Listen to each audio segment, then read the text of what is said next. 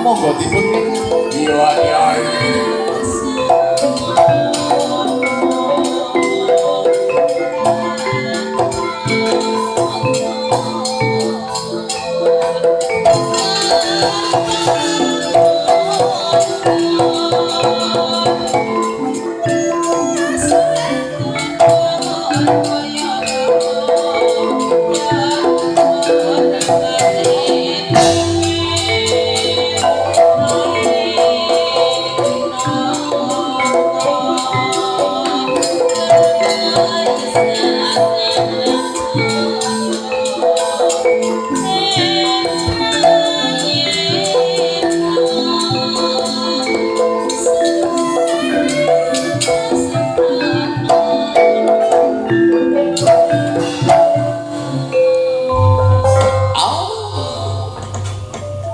sinten to ingkang layang-layang wonten Dirgantara Garuda Ramyong dipun bujung kelawan Ratu Yaksa Indra Dasamuka. Prabu Dasamuka ningali Garuda Ramyong sanalika Garuda Ramyong den sebet Gandhawa sing kuning semburat ingkang nitih wonten sanging gilih Garuda Ramyong prajurit Sela Perwata Raja sing ora karing wonten ing madyaning wana.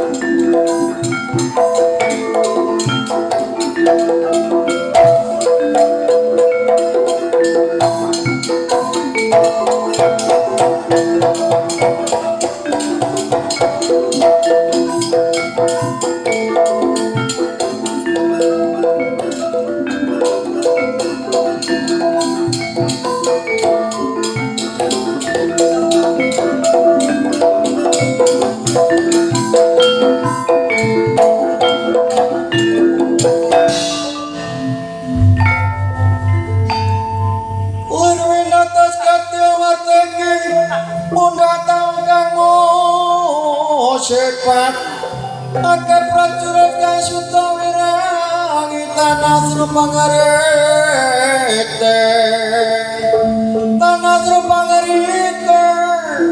Ratu Prabu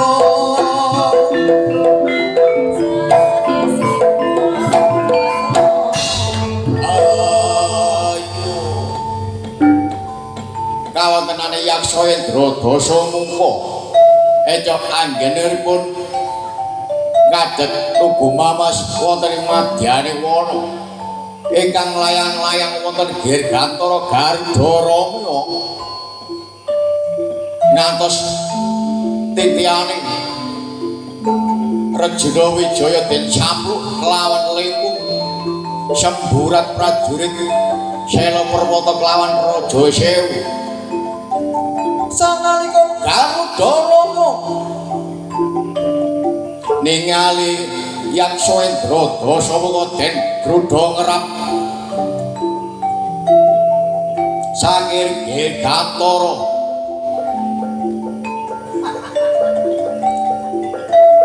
Arya Dasamuka den grudha ngerap saking Dirgantara saking patripang grodhaning Garuda Ramyong Dosa muga dawuh wonten alas Simbar Surah kacepet watu digya wirabat kadharing Yaksa Indra dosa muga.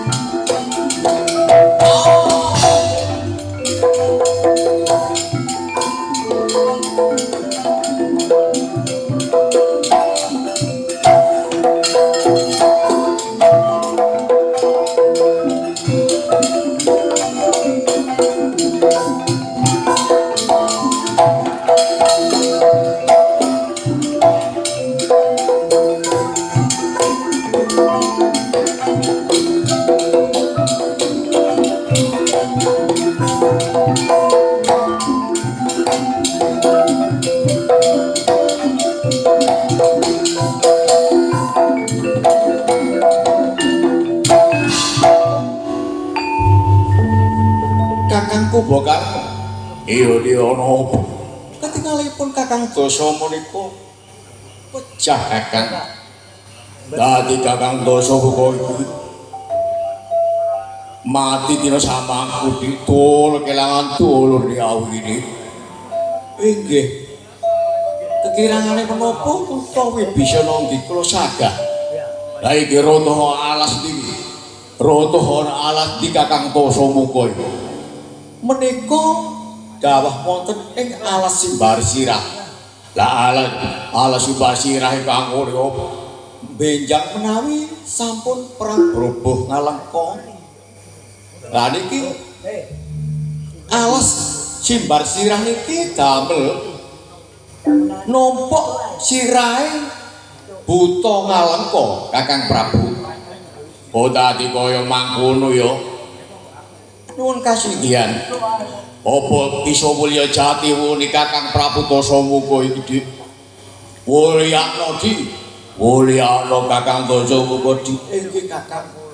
Pun panjenengan derek ingkang rayi kula padosane usadaning Kakang Dasa muga. Monggo sesarengan ngolati usadane Kakang Dasa muga Kakang. Ya di ayo tak ketingno ayo digolek nduk ndi papan duning usadaning dulur iki.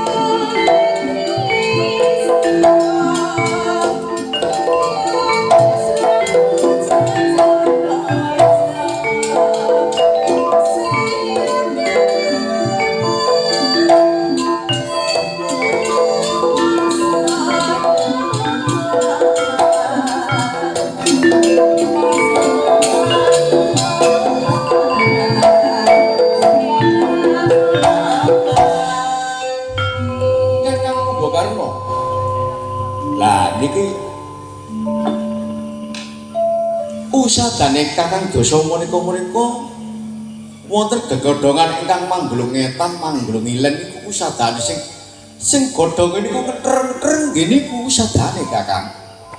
Dadi kaya mangkono yo. Iki alas endi? niki kalebu nggih alas tunggale kawau. Alas kembung niki alas sirah. Kanggone niki kanggo numpuk sirahe buta ngalengka benjang menawi perang berhubung ngalengka diraja. Damel numpuk sirahe buta ngalengka sedaya. Oh dadi kaya ngono ya Dio, termasuk pun Kakang ngono jange ditekek gini ya udah sirahe pun Kakang. Nuwun kasihan Koko Prabu. Lah yen kaya mangkono kula pundhute dak godhong ingkang ngether-ngether menika damel usadaning Kakang Dasamuka.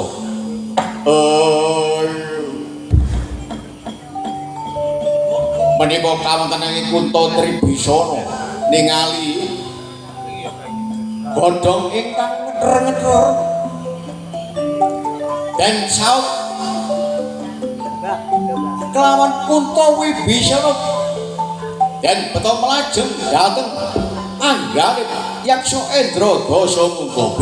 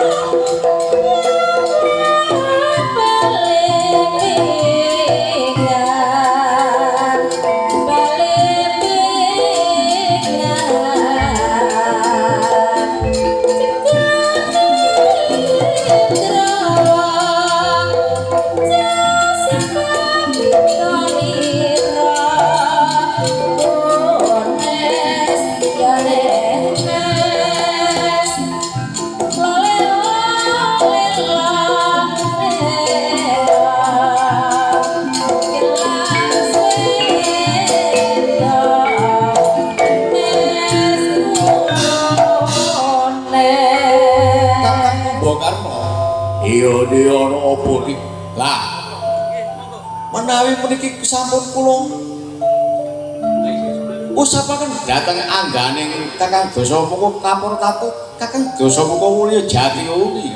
Yen kaya mengkono aja nganti kesuwen anggonmu usadani Kakang Dasamuka. Pintere Kunto Wibisana kembang godhong ingkang mangkul ngetan kula dipun usapaken kelawan Dasamuka sanalika Dasamuka Mulya Jatiuli bojong kawenane Rejuna Wijaya.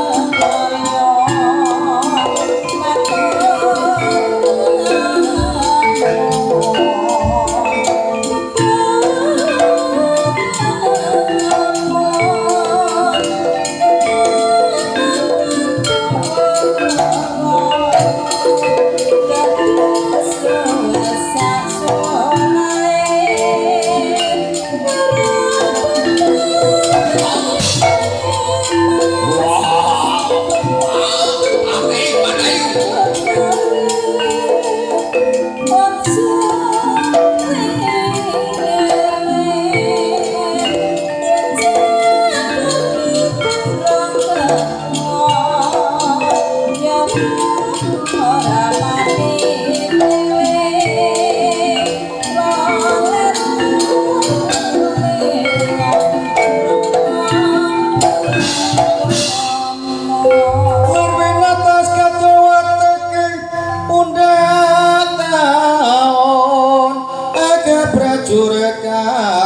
soto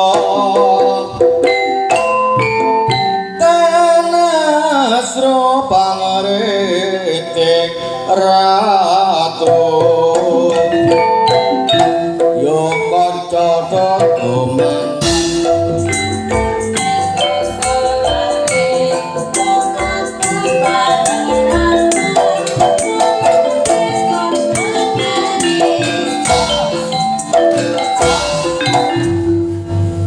Rajana Wiya iya yaksa Endrada Sumukana dina samaku Citrawati oleh tak jaluk gak oleh yo engko tak jaluk dina samaku iya bisa mboyong Citrawati yen katon gemblundung sirahe Raden Rajana Wijaya latihalah Rajana Wijaya wah gak ngalungko garamu tak jajring-jring gak dadi manungsa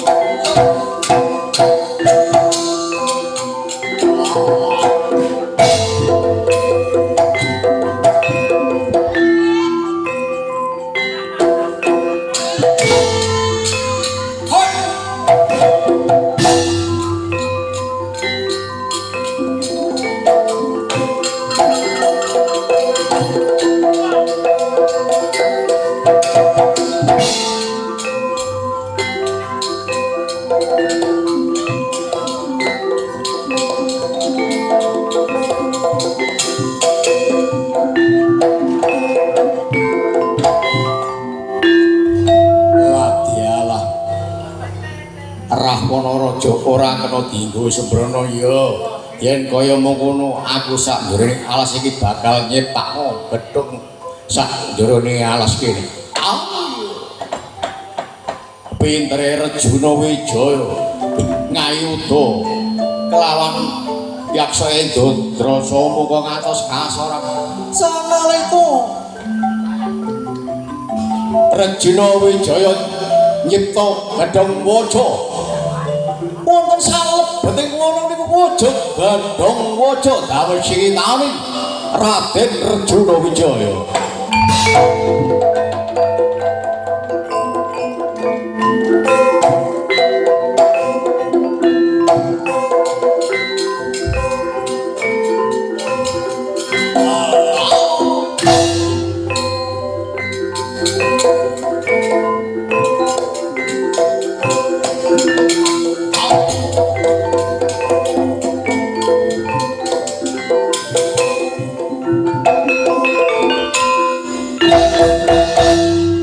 Rejina Wijaya jering ati sliramu ngayuda turung piplak kuliti tata mlebu sajroning Kedhong Waja ayo sing cacal metu Rejina Wijaya ayo perang tanding lawan Yaksa Dasamuka iya Dasamuka sing aku ora rumasa kalah ngayuda kelawan sliramu nganti aku nyiptakno Kedhong Waja kaya mengkene iki besok siramu tak jarwani yen wis aku den plekat Kanjeng Rama dadi ratu ana ing Maospati sliramu teka menyang Maospati ayo perang tanding mati-matian kelawan Rejuna Wijaya menawa sliramu bisa gawe patining Rejuna Wijaya kaparutan Citrawati bakal tak wulungna marang jeneng sliramu latihalah yen kaya mangkono tak tunggu anggonmu diplekat dadi ratu ana ing Maospati blenjane janji tak sapluk lempung ragamu nglaut-lamun ana ing alas sing wong Maospati iya si cajal bali menyang negaramu ngalengka iya yen kowe aku tak bali menawa aku wis krungu sliramu diplekat dadi ratu Maospati aku bakal make janji marang jeneng sliramu yo aku ora bakal selak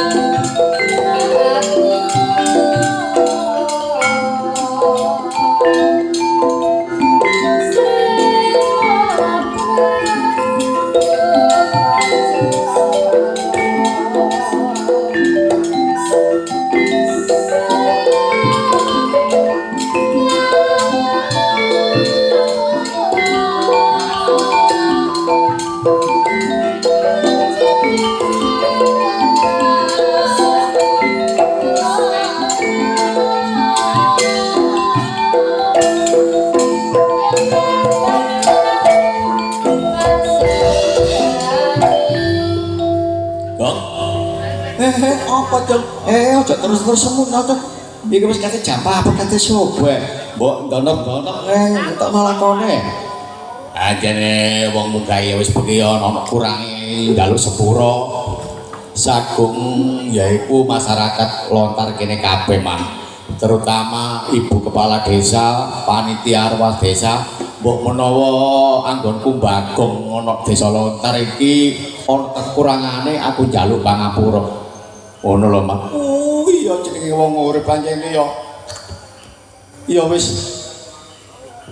akeh salah timbang bener Cong. Iya, man lah terus apa? Lah iki mang yo. Iki jono terus Cong. Nek terus iki, lah nek terus ya. Ya nek ditanggap maneh diterusno lakon pelakatane Daramur Rejina Wijaya, Cong. Oh ngono ya, Mak, ono terus maneh. Wong jenenge lakon jejer ana putuse, Cong. Terus turun temurun. Ngono ya, Man. Lah nek ngono wis ayo ngumpul nang Daramur Rejina Wijaya kono. Oh iya, Man. Iya. Cekap anggenipun kula renggitan. Sedalun atas damel lampan ngarake Rejina Wijaya utawi Rejina Wijaya Tinju dateng Maospati sampun kesarut biar padang bangun raina dina wilayah Kertokerti Jumati Karangsirna sumrambah dateng dusun lontar khususé sumrambah dateng dusun Kebon Dalem murah sandang kelawan pangan masyarakate ayem tentrem boten kekirangan menapa ugi masyarakat lontar mbok menawi wonten ingkang saking Supados angsal tombo sehat walafiat boten wonten alangan sadaya menapa-menapa. Raja-rajane Ratu Pococatur sumrambah dhateng ing dusun Loncat tancep kae binarem gending pamungkas.